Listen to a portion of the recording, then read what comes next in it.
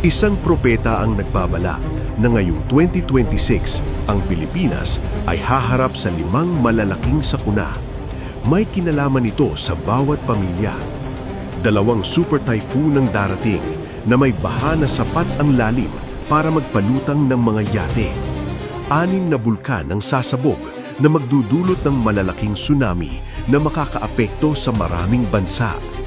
Madalas na sunog sa mga simbahan, ospital, clinics, residential areas, mga bus na tila ba'y nasa impyerno.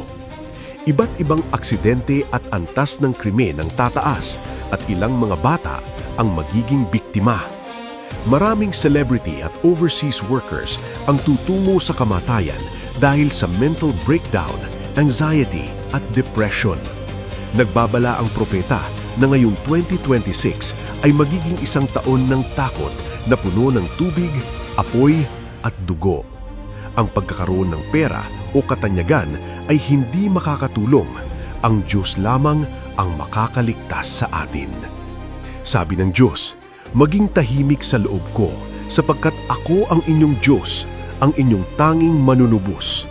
Dapat ninyong payapain ang inyong puso sa lahat ng oras at mamuhay kayo sa loob ko. Ako ang inyong bato, ang inyong tagapagtaguyod.